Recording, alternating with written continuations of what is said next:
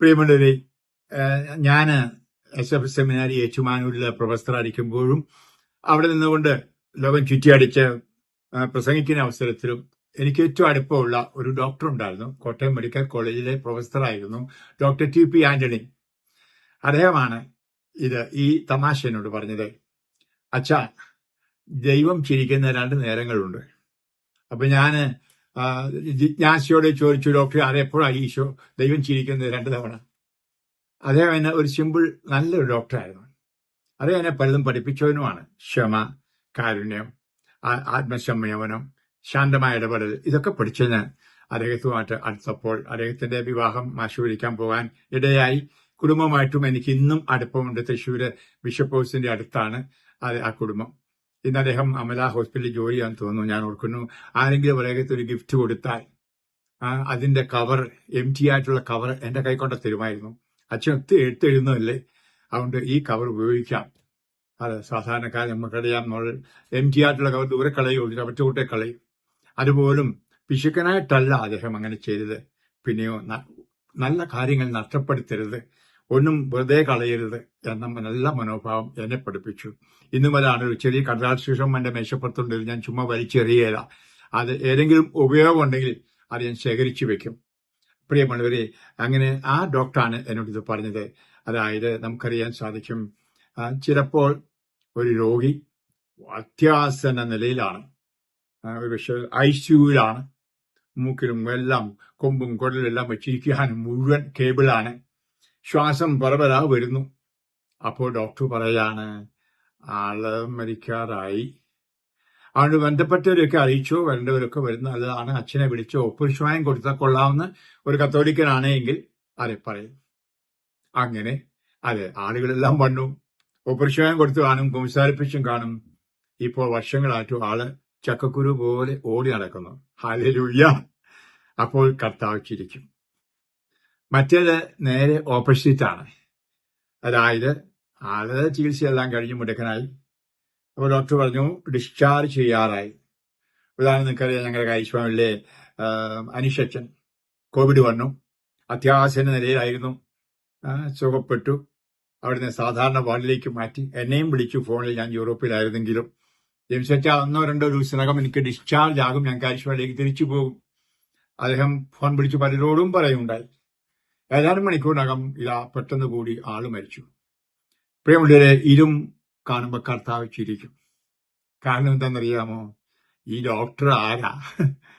ഒരു മനുഷ്യൻ ആരാണ് അവന്റെ അന്ത്യത്തെപ്പറ്റി, അവന്റെ അവസാന നിമിഷത്തെപ്പറ്റി പറയാനോ പ്രവചിക്കാനോ?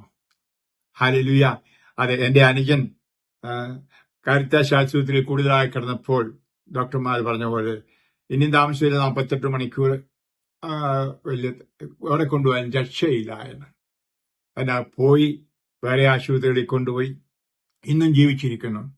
കർത്താവ് ചിരിക്കുകയാണ്. ഹല്ലേലൂയ! പ്രിയമുള്ളവരെ, ഞാൻ പറയുന്നത് ഒരു കാര്യം മനസ്സിലാക്കണം. നമ്മുടെ മരണസമയം നമുക്കാർക്കും അറിയത്തില്ല. കള്ളനെപ്പോലെ വരും എന്നാണ് കർത്താവ് പറഞ്ഞിരിക്കുന്നത്. അത് ഡോക്ടർമാർക്കും വിധി പറയത്തില്ല, അച്ഛന്മാർക്കും പറയത്തില്ല. ചുരുക്കം ചില ആളുകൾക്ക് കർത്താവ് മുൻകൂട്ടി അതിനുള്ള അനുഗ്രഹം കൊടുക്കും. വിശുദ്ധരായ പലരുടെയും ചരിത്രം അറിയാം. ഈ അടുത്ത നാളിലും എന്റെ ഒരു മരുമകളെ കല്യാണം കഴിച്ച ഒരു വ്യക്തി, ബാജു എന്ന് പറഞ്ഞ എറണാകുളത്ത്, അദ്ദേഹം മരിക്കുന്നതിന് മണിക്കൂറുകൾക്ക് ദിവസങ്ങൾക്ക് മുമ്പ് പറഞ്ഞു, ഇന്ന ദിവസം 3 മണിക്ക് മരിക്കുമെന്ന്. ആ 3 മണിക്ക് മരിക്കുകയും ചെയ്തു. അത് ചുരുക്കമായിട്ട് കർത്താവ് വെളിപ്പെടുത്തി കൊടുക്കുന്നു. അല്ല എങ്കിൽ സാധാരണഗതിയിൽ പറ്റില്ല. കർത്താവ് നമ്മുടെ ആയുഷിനെ പറ്റി പറഞ്ഞിരിക്കുന്നതാണ്, ഉത്കണ്ഠ കൊണ്ട് ആയുഷിന്റെ ദൈർഘ്യം 1 മുഴമെങ്കിലും കൂട്ടാൻ നിങ്ങൾ ആർക്കെങ്കിലും കഴിയുമോ? മത്തായി 6:27. ഇവിടെയാണ് നമ്മൾ മനസ്സിലാക്കേണ്ടത്, നമ്മളെ സൃഷ്ടിച്ചവൻ കർത്താവാണ്. നമുക്കറിയാം, മനുഷ്യൻ രൂപമുണ്ടാക്കി നാശ്വാധാരത്തിലൂടെ ഊരിയാണ് ജീവൻ കൊടുത്തത്. അപ്പോൾ നമ്മുടെ ഈ ജീവൻ എന്ന് പറയുന്നത് ദൈവത്തിന്റെ ദാനമാണ്. ഹല്ലേലൂയ! ദൈവമാണ് ജീവൻ തന്നത്. ഇന്ന് അതൊക്കെ മറക്കുന്ന ഒരു കാലഘട്ടം. അതുകൊണ്ടാണ് അബോർഷനൊക്കെ കൂടിക്കൊണ്ടിരിക്കുന്നത്. നമുക്കറിയാം, അപ്പന്റെ അമ്മയുടെയും ബീജം ഒന്നു ചേർന്നപ്പോൾ തമ്പുരാൻ മൂക്കിൽ ഊതി, അങ്ങനെ ജീവൻ വന്നു. ഇപ്പോൾ നമ്മൾ ശ്വസിക്കുന്നത് ആരുടെ ശ്വാസമാണ്? നാം നിശ്വസിക്കുന്ന ആരുടെ ശ്വാസമാണ്? ദൈവത്തിന്റെ ശ്വാസം. ഒരു ഓരോ തവണയും നമ്മൾ ഈ ഓക്സിജൻ ഇങ്ങനെ വലിച്ചെടുക്കുന്നത് തമ്പുരാന്റെ ജീവനല്ലേ? ഞാൻ ജീവനാകുന്നു എന്നാണ് തമ്പുരാൻ പറഞ്ഞത്. ജീവന്റെ പൂർണ്ണത നൽകാൻ വന്നുവെന്ന്. അപ്പോൾ നല്ലപോലെ ശ്വാസം എടുക്കുമ്പോൾ ആ ശ്വാസം ദൈവത്തിന്റെ ശ്വാസം, യേശുവിന്റെ ശ്വാസം, പരിശുദ്ധാത്മാവാണ്. ഹല്ലേലൂയ. തിരിച്ചുവിടുമ്പോഴും നിശ്വസിക്കുമ്പോൾ നന്ദിയാണ് പറയേണ്ട. ആ കാർബൺ ഡൈ ഓക്സൈഡ് ഒക്കെ ആ നിശ്വസിക്കുമ്പോൾ കർത്താവേ നന്ദി, ഈ ഒരു നിമിഷം ഞാൻ ജീവിക്കാൻ കാരണം അങ്ങാണ് എന്ന്. അതെ, നന്ദി നിറഞ്ഞ ഹൃദയത്തോടെയാണ് അത് നമ്മൾ ജീവിക്കേണ്ടത്. അതെ, നമ്മൾ അതെ എല്ലാം നമുക്കറിയാം. ഒരു ധനവാന്റെ കഥ, ഒരു ഉപമ കർത്താവ് പറയുന്നുള്ളൂ. ലൂക്ക 12 അവനുണ്ടായിരുന്ന എല്ലാം കൂടെ ശേഖരിച്ച് വലിയ ശേഖരണശാല ഉണ്ടാക്കി നിറച്ചിട്ട് പറഞ്ഞു, ആത്മാവേ ഇനിയും തിന്ന് കുടിച്ച് സുഖമായിട്ട് ആനന്ദിക്കൂ. അപ്പൊ പതിനാ നേരത്ത് അവനോട് കർത്താവ് ജീവൻ ആവശ്യപ്പെടുന്നത്. ഹല്ലേലൂയ. എന്നൊരു ചോദിക്കാണ്, ഈ സമ്പാദിച്ചെല്ലാം എവിടെ പോകുമെന്ന്. നിങ്ങൾക്കെല്ലാം അറിയാവുന്ന ഉപമയാണ്, ഞാൻ വായിക്കുന്നില്ല. ലൂക്ക 12 അധ്യായത്തിൽ. അപ്പോൾ നമ്മൾ ഒന്ന് മനസ്സിലാക്കണമേ, അത് നമ്മൾ ആദ്യമേ ചിന്തിക്കേണ്ടത് നമ്മുടെ ജീവനെ ഓർത്ത് ഉത്കണ്ഠപ്പെടരുത്, ആകുലപ്പെടരുത്. കർത്താവ് നമ്മളെ സംരക്ഷിക്കുന്ന പരിപാലകനാണ് എന്ന ബോധ്യം നമുക്കുണ്ടായിരിക്കട്ടെ. നമുക്ക് അങ്ങനെ ഉത്കണ്ഠപ്പെടുന്നത് തന്നെ നമുക്ക് കൊള്ളുകയില്ല, നിരുന്മേഷകമാകും. ഉത്കണ്ഠ ഒരുവന്റെ ഹൃദയത്തെ നിരുന്മേഷകമാക്കുന്നു എന്ന് സുഭാഷിതം 12:25 പറയുന്നുണ്ട്. അത് നമ്മൾ നിരുന്മേഷകരാകരുത്. സന്തോഷിക്കാൻ നമ്മുടെ ജീവിതത്തിൽ നമുക്കറിയാം. എപ്പോഴും സന്തോഷിക്കുന്നവരായിട്ട് നമ്മൾ കഴിയണം. അപ്പൊ ജനനവും മരണവും ദൈവത്തിന്റെ കയ്യിലാണ് എന്ന ബോധ്യം ഉണ്ടാകുക. ഒന്ന് മനസ്സിലാക്കേണ്ടതാണ്, ഒരു കുട്ടി അമ്മയുടെ ഉള്ളിൽ ജന്മം കൊള്ളുന്നു എന്ന് കേൾക്കുമ്പോൾ തമ്പുരാനാണ് ജീവൻ കൊടുത്തത് എന്ന ബോധ്യം ഉണ്ടാകണമേ. അപ്പോൾ അപ്പനോ അമ്മയോ സഹോദരങ്ങൾ ഒരിക്കലും ചിന്തിക്കാതിരിക്കട്ടെ അതിനെ കൊല്ലണമെന്ന്, അതിനെ അബോർട്ട് ചെയ്യണമെന്ന് ചിന്തിക്കാതിരിക്കട്ടെ. അബോർഷന്റെ ശാപം ഇന്ന് വഹിക്കുന്നവരാണ് നമ്മൾ. 37 ദശലക്ഷം കുഞ്ഞുങ്ങൾ അമ്മയുടെ വയറ്റിൽ കൊല്ലപ്പെടുന്ന ഒരു കാലഘട്ടത്തിലാണ്. അത് ഒരു വർഷത്തെ ഞാൻ പറഞ്ഞത്. എങ്കിൽ ആ കുട്ടികളുടെ നിലവിളി കർത്താവിന് മുമ്പിലേക്ക് ഉയരുന്ന ഒരു കാലഘട്ടമാണ് എന്ന് ഓർക്കണമേ. നമുക്കറിയാം, കർത്താവ് സൃഷ്ടികർമ്മം കഴിഞ്ഞു. പരീക്ഷായ മനുഷ്യനെ ആക്കിയിട്ട് ആക്കിയിട്ട് സന്തോഷമായിട്ടിരിക്കുമ്പോഴാണ് നിലവിളി കേൾക്കുന്നു. ആരുടെ? ആബേലിന്റെ രക്തത്തിന്റെ നിലവിളി. അപ്പോൾ കർത്താവ് അവിടെ കടന്നു വന്നു. നമ്മൾ ഉൽപ്പത്തി 4 വായിക്കുന്നുണ്ട്, എവിടെ നിഷ്കളങ്ക രക്തം ചിന്തുമോ അവിടെയെല്ലാം കർത്താവ് നിലവിളി കേൾക്കാൻ കടന്നു വരുമെന്ന് ഓർക്കണമേ. ആരെയും കൊന്നാൽ അവിടെ കർത്താവ് കടന്നു വരും. കാരണം രക്തത്തിലാണ് ജീവൻ. അപ്പൊ ആ രക്തം ആരുടെ രക്തം? ദൈവത്തിന്റെ രക്തം, കർത്താവിന്റെ രക്തം. ജീവൻ നൽകുന്ന രക്തമാണ് ജീവൻ. അതുകൊണ്ടാണ് ജീവൻ നഷ്ടപ്പെടുന്നിടത്ത് കർത്താവ് കടന്നു വരും. പ്രിയമുള്ളവരെ, എല്ലാ കൊലപാതകത്തിലും അവിടെ കർത്താവ് കടന്നു വരും. അതുപോലെ തന്നെ അമ്മയുടെ ഉദരത്തിലെ നീചമായ കൊലപാതകത്തിലും. അപ്പോൾ മനസ്സിലാക്കണമേ, ഒരു കുട്ടി പിറക്കുന്നു എന്ന് കേൾക്കുമ്പോൾ ദൈവത്തിന്റെ ദാനമാണെന്ന് മനസ്സിലാക്കണമേ. മാത്രമല്ല, ആൾ മരിക്കുന്നത് നമുക്ക് ആർക്കും അത് അറിയത്തില്ല. അതുകൊണ്ട് ആരെങ്കിലും ഇപ്പൊ ചാകൂന്നും പറഞ്ഞ് ശപിക്കരുത്. ഹല്ലേലൂയ. അതുപോലെ തന്നെ ആരെങ്കിലും രോഗിയാണെങ്കിലും എപ്പോഴും പ്രത്യാശ വെക്കണം. ആര് സുഖപ്പെടും, കർത്താവിന്റെ ഇഷ്ടം നിറവേറട്ടെ എന്നാ മനോഭാവം ഉണ്ടായിരിക്കട്ടെ. നമുക്കറിയാം, നമ്മൾ വായിക്കുന്നുണ്ടല്ലോ, സഭാപ്രസംഗങ്ങളിൽ വായിക്കുന്ന പോലെ എല്ലാറ്റിനും ഒരു സമയമുണ്ട്. ആകാശത്തിന്റെ കീഴിലുള്ള സമസ്ത കാര്യത്തിനും ഒരവസരമുണ്ട്. ജനിക്കാൻ ഒരു കാലം, മരിക്കാൻ ഒരു കാലം, കളയ്ക്കാനൊരു കാലം, വിത്ത് വിളയ്ക്കാനൊരു കാലം, അതിന്റെ ഫലമെടുക്കാനൊരു കാലം. നിങ്ങൾ സമയമുള്ളപ്പോൾ ആ സഭാപ്രസംഗകൻ 1-ാം അധ്യായം വായിക്കണം. ഇനിയും മനുഷ്യനെ ശിക്ഷിച്ചപ്പോൾ കർത്താവ് പറഞ്ഞെന്താണ്? എത്ര മനോഹരമായിരിക്കുന്നതാണ്. നമുക്ക് മറ്റുള്ളവരൊക്കെ ശിക്ഷിച്ചപ്പം കൊള്ളാന്ന് പറഞ്ഞു. വളരെ നല്ലതെന്ന് പറഞ്ഞ് മനുഷ്യനെ തന്റെ ഛായയിലും സാദൃശ്യത്തിലും സൃഷ്ടിച്ചപ്പോഴാണ്. നാം മനസ്സിലാക്കണം, അതൊക്കെ നമ്മൾ ഓരോരുത്തരെയും ദൈവത്തിന്റെ ഛായയിൽ സൃഷ്ടിക്കപ്പെട്ടവർ ആണ്. ഉൽപ്പത്തി പുസ്തകം 1-ാം അധ്യായം 26 നമ്മൾ വായിക്കുന്നുണ്ട്. അപ്പോൾ നമ്മളെല്ലാവരും ശാശ്വതമായി നിലനിൽക്കുന്ന ഒരു ആത്മാവുള്ളവരാണ്. ഈ ആത്മാവാണ് ദൈവത്തിന്റെ ഊതൽ, അഥവാ ദൈവത്തിന്റെ നിശ്വാസം എന്ന് നമ്മൾ പറയുന്നത്.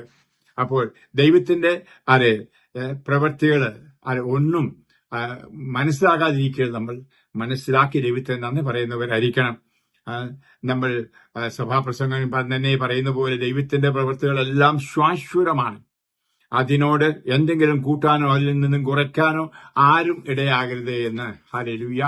അതുകൊണ്ട് പ്രിയമുള്ളവരെ, നമുക്ക് നമ്മുടെ ജീവിതത്തിലുണ്ടാകുന്ന നേട്ടങ്ങൾ അല്ലെങ്കിൽ അനുഗ്രഹങ്ങൾ എല്ലാം കർത്താവിന് പറഞ്ഞുകൊണ്ട് നന്ദി അർപ്പിക്കുന്നവരായിട്ട് നമുക്ക് മാറാനായിട്ട് പരിശ്രമിക്കാം. നമ്മൾ വായിക്കുന്നുണ്ട് റോമാക്കാർക്ക് പൗലോസ്ലീഹ എഴുതിയ ലേഖനത്തിന്റെ 14-ാം അധ്യായം 7 മുതൽ വചനങ്ങൾ. 14-ാം അധ്യായം 7 മുതൽ വചനങ്ങൾ. നമ്മിൽ ആരും തനിക്ക് വേണ്ടി മാത്രം ജീവിക്കുവാനല്ല, തനിക്ക് വേണ്ടി മാത്രം മരിക്കുവാനുമല്ല. നാം ജീവിക്കുന്നുവെങ്കിൽ കർത്താവിന് സ്വന്തമായി ജീവിക്കുന്നവരും മരിക്കുന്നുവെങ്കിൽ കർത്താവിന് സ്വന്തമായി മരിക്കുന്നവരും ആയിരിക്കട്ടെ. ആകയാൽ ജീവിച്ചാലും മരിച്ചാലും നാം കർത്താവിന് ഉള്ളവരാണ്. എന്നാൽ മരിച്ചവരുടെയും ജീവിക്കുന്നവരുടെയും കർത്താവായിരിക്കുന്നതിന് വേണ്ടിയാണ് ക്രിസ്തു മരിച്ചതും പുനർജീവിച്ചതും. ഹല്ലേലൂയ! എത്ര മനോഹരമായ പഠനമാണെന്ന് മനസ്സിലാക്കണം. നമ്മൾ ജീവിച്ചാലും മരിച്ചാലും ഈ ലോകത്തിലായിരിക്കുമ്പോൾ ദൈവത്തിൻ്റെതാണ്. അതെ, നമ്മൾ അതെ അത് അതുകൊണ്ട് ആ ഫിലിപ്പിയർക്ക് ലേഖനത്തിൽ ആ പൗലോസ്ലീഹ പറഞ്ഞത് മനോഹരമല്ലേ? എനിക്ക് ജീവിതം ക്രിസ്തുവും മരണം നേട്ടവുമാണ്. ഹല്ലേലൂയ! മരിച്ചാലും ജീവിച്ചാലും ഒരു ദേശം എന്ത്, ഞാൻ ദൈവത്തിൻ്റെതായിരിക്കണം. ദൈവത്തിന്റെ ദാസനും ദാസിയും യേശുവിന് സ്വന്തമായിരിക്കണം. രക്ഷിക്കപ്പെട്ടവൾ ആയിരിക്കണം. അത് എന്റെ ഉദ്ദേശം സ്വർഗത്തിലുള്ള ആ നിക്ഷേപം, അഥവാ സ്വർഗത്തിന് വേണ്ടി കാത്തിരിക്കുക. പൗലോസ് അപ്പോസ്തലൻ തന്നെ ഫിലിപ്പിയർക്ക് 3:20 പറഞ്ഞതുപോലെ നമ്മുടെ യഥാർത്ഥ പൗരത്വം സ്വർഗത്തിലാണ്. അപ്പൊ ഇത് മനസ്സിൽ കണ്ടുകൊണ്ട് ജീവിക്കുക. കർത്താവ് എപ്പോൾ അതിനായിട്ട് നമ്മളെ വിളിക്കുന്നു, അതിന് സന്നദ്ധരായിരിക്കുക. അത് കർത്താവ് ഇതാ ദാസി, ഇതാ ദാസൻ, അങ്ങെപ്പം വിളിച്ചാലും വരാൻ ഞാൻ റെഡിയാണ്. അപ്പോൾ ഹൃദയ നൈർമല്യത്തോടെ ജീവിക്കുക, ബന്ധനങ്ങളിൽ നിന്ന് സ്വസ്ഥമായി ജീവിക്കുക. അത് നമുക്കറിയാം, മഹാനായ ദിഗ്വിജയിയായിരുന്ന ചക്രവർത്തി അലക്സാണ്ടർ മരിക്കുന്നതിന് മുമ്പ് പറഞ്ഞത് തന്നെ, മരിക്കാൻ നേരത്ത് ശവപ്പെട്ടിയിൽ 2 കൈകളും പുറത്തേക്ക് ഇട്ട് വേണം അടക്കാനെന്ന്. കാരണം ഞാൻ ഈ ദിഗ്വിജയമെല്ലാം നടത്തി ലോകത്തെല്ലാം നേടി ഒന്നും കൊണ്ട് പോകാൻ പറ്റുന്നില്ല. ജോബ് പറഞ്ഞതുപോലെ ഈ ലോകത്തിലേക്ക് ഞാനൊന്നും കൊണ്ടുവന്നില്ല, എടുത്തുകൊണ്ട് പോകാനും പോകുന്നില്ല, ഈ കമ്മലോ കൊടുക്കണമൊന്നും കൊണ്ടുപോയില്ല. ഞാൻ ഇപ്പോഴും ഓർത്തു പോവാണ്, ഞാൻ മരിക്കാൻ കിടന്ന ഒരു സ്ത്രീയുടെ അടുക്കത്തിന്റെ വലിച്ചു കിടക്കുന്നു, മരിക്കുന്നില്ല. അവ പരിശുദ്ധാത്മാവിനെ കാണിച്ചു ഒരു കുണുക്ക്. ഞാൻ ചോദിച്ചു, അമ്മച്ചിയുടെ കുണുക്ക് എന്ത് ചെയ്യുന്നു? അപ്പം മകള് പറഞ്ഞത്, ഞങ്ങള് കാത് പഴുക്കുമായിട്ട് മാറ്റി വെച്ചു. ഞാൻ പറഞ്ഞ കുണുക്കള് എന്ന് പറഞ്ഞു. ആ മകള് കുണുക്കിട്ടു, ചേർത്തി മരിച്ചു. ഞാൻ പറയുന്ന പോലെ കുണുക്കും കൊണ്ടാണ് ചേർത്തി പോയത്. ഹല്ലേലൂയ! ഇങ്ങനെയുള്ള ഒത്തിരി സംഭവങ്ങളൊക്കെ അറിയാം എനിക്ക്. അതുകൊണ്ടാണ് പറഞ്ഞത്, സ്വത്തിനോടുള്ള അടുപ്പം, അത് ഇങ്ങനെ ജീവിക്കുക. അതുകൊണ്ട് മരിക്കാതെ കിടക്കുക, ഈ ലോകത്തോട് ഇങ്ങനെ ബന്ധനമായി കിടക്കുക. ഈ ബന്ധനം എന്ന് പറഞ്ഞാൽ പിശാചിന്റെ മാത്രമല്ല ബന്ധനം, ഈ ലൗകിക വസ്തുക്കൾ ഇങ്ങനെ പിടിച്ചു വിടും. പണം, ബാങ്കിലെ പണം, ബാങ്ക് അക്കൗണ്ട്, അല്ലെങ്കിൽ സ്വർണം, ഇങ്ങനത്തെ ഒത്തിരി ബന്ധനം. അത് മാനുഷികമായ ചില ബന്ധങ്ങൾ അതും ബന്ധനമായിട്ട് കിടക്കുന്നത്. ഇതൊക്കെ ഇല്ലാതെ നമുക്ക് എപ്പോഴും സ്വസ്ഥമായിട്ട് സ്വതന്ത്രമായിട്ട് ജീവിക്കാം. ഇവിടെ ഒരു കർത്താവിന്റെ ആ വാക്ക് എപ്പോഴും നമ്മുടെ ഹൃദയത്തിൽ മുഴങ്ങിക്കേൾക്കണം. ലോകം മുഴുവൻ നേടിയാലും ആത്മാവും നശിച്ചാൽ ഫലമുണ്ട്. മത്തായി 16:27. അതുകൊണ്ട് ഈ കാലഘട്ടത്തിൽ പ്രത്യേകിച്ച് വളരെ മോശമായ ഒരു കാലഘട്ടം. ആത്മാവിനെ രക്ഷിക്കുക, ആത്മരക്ഷ മനസ്സിൽ ഉണ്ടായിരിക്കട്ടെ. അത് ഒരിക്കലും മറക്കരുത്. എന്തൊക്കെയായാലും ശരി, എന്റെ ആത്മാവിനെ എനിക്ക് രക്ഷിക്കണം. ഞാൻ ഈ പണമെല്ലാം സമ്പാദിച്ചാലും വലിയ ആളായി ഒരു പ്രസിഡന്റ് ആയിരിക്കാം, പ്രൈം മിനിസ്റ്റർ ആയിരിക്കാം, ഒരുപക്ഷെ ഞാൻ മെത്രാനായിരിക്കാം, മെത്രാപ്പോലീത്തായിരിക്കാം, അച്ഛനായിരിക്കാം, കന്യാസി ആയിരിക്കാം, ഞാൻ ഈ സമൂഹത്തിലെല്ലാം ഉന്നത സ്ഥാനമുള്ള വ്യക്തി. പക്ഷേ എന്റെ ആത്മാവ് പോയെങ്കിൽ എല്ലാം പോയി. അതെ, ആത്മാവിനെ സൃഷ്ടിച്ചവൻ കർത്താവാണ്.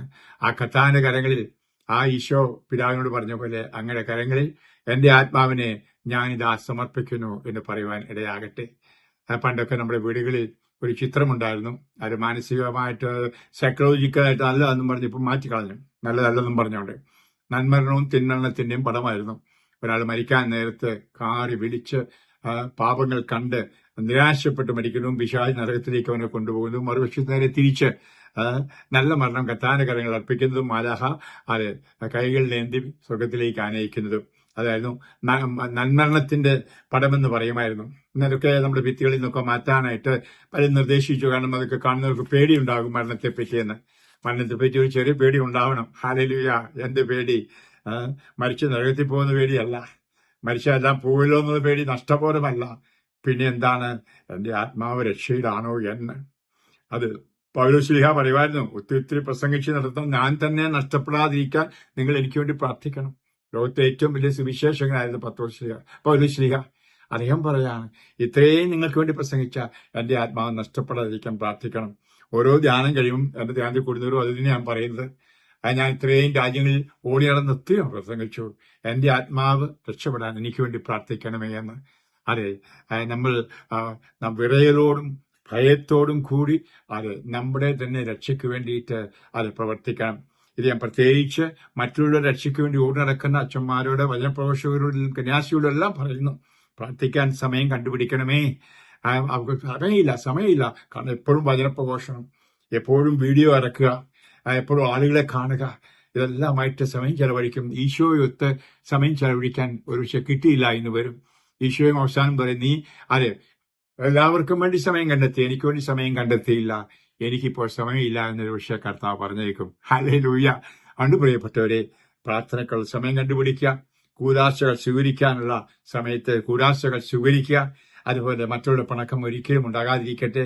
ഏത് സമയത്ത് പോകേണ്ടി വന്നാലും അത് ആരോടും പിണക്കമില്ലാതെ ദൈവവുമായിട്ട് രമ്യപ്പെട്ട്, സഹോദരങ്ങളുമായി രമ്യപ്പെട്ട്, അത് ദൈവസ്നേഹം തുളുമ്പുന്ന ഒരു ഹൃദയമുള്ളവരായിരിക്കട്ടെ. അതുകൊണ്ട് അത് നമ്മുടെ മരണത്തെപ്പറ്റി ഓർക്കുമ്പോൾ അത് മരണം ഭയപ്പെടാനുള്ളതല്ല, സന്തോഷിക്കാനാണ്. നമ്മളെല്ലാം മരിക്കേണ്ടവരാണെന്ന് ഓർക്കുമ്പോൾ തന്നെ സന്തോഷിക്കണം.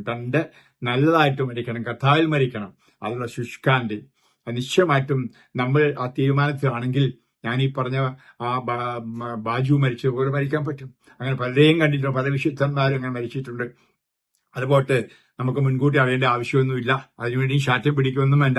കർത്താവെ, എപ്പോഴായാലും അങ്ങനെ കാര്യങ്ങളിൽ എന്റെ ആത്മാവിനെ അർപ്പിക്കുന്നു, അങ്ങനെ ഇഷ്ടം നിറവേറട്ടെ എന്ന് പറയുക. ഓക്കെ. അതുകൊണ്ട് നമുക്ക് മറ്റുള്ളവരെ വിധിക്കാതിരിക്കാൻ മരണത്തെപ്പറ്റി, അതുപോലെ നമ്മുടെ തന്നെ സ്വയം നമ്മുടെ ജീവിതം പുൽക്കൊടിക്ക് തുല്യമാണ് എന്ന് ബൈബിൾ പറഞ്ഞിരിക്കുന്ന സത്യമാണ്.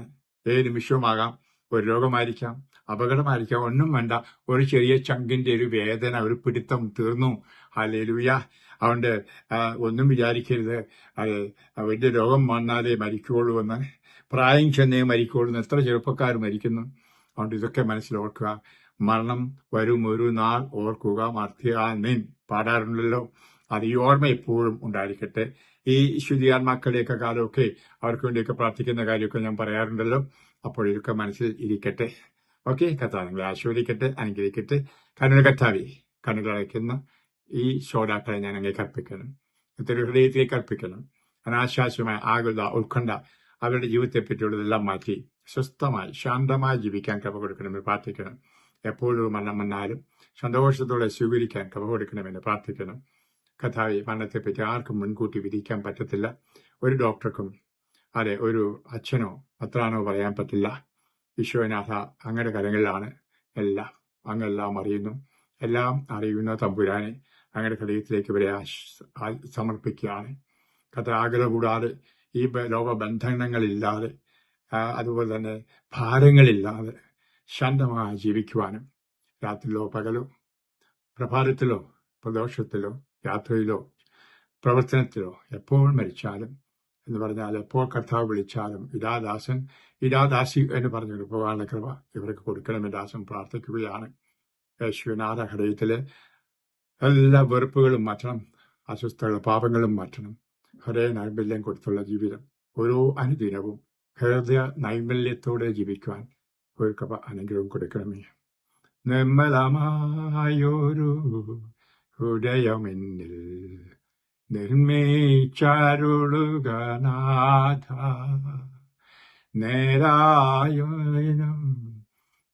വിധമെന്നും തീർത്തരുളിൽ നാഥ. കർത്താവേ, നിർമ്മലമായ ഹൃദയം, പരിശുദ്ധമായ ഹൃദയം ഈ നിമിഷം കൊടുക്കണമേ. എപ്പോഴും അത് പരിപാലിച്ചുകൊണ്ട് പോകുവാനും, കഥാ സന്തോഷത്തോടെ ജീവിതത്തിന്റെ അവസാനം വരെ പോയി സന്തോഷത്തോടെ ഞങ്ങളുടെ പക്കലേക്ക് വന്ന് ആ നിത്യ ആനന്ദം അനുഭവിക്കുവാനും ഓരോരുത്തരെയും അനുഗ്രഹിച്ച് കടാക്ഷിക്കണമേ. ഞാൻ നിങ്ങൾ ഓരോരുത്തരെയും കർത്താവിന് മാതാവിന്റെ മാതൃഹൃദയത്തോടെ പിതാവിന്റെ പ്രാർത്ഥനയിലൂടെ അർപ്പിച്ച് ആശീർവദിക്കുന്നു. പിതാവിന്റെയും പുത്രന്റെയും പരിശുദ്ധാത്മാവിന്റെയും നാമത്തിൽ ആമേൻ.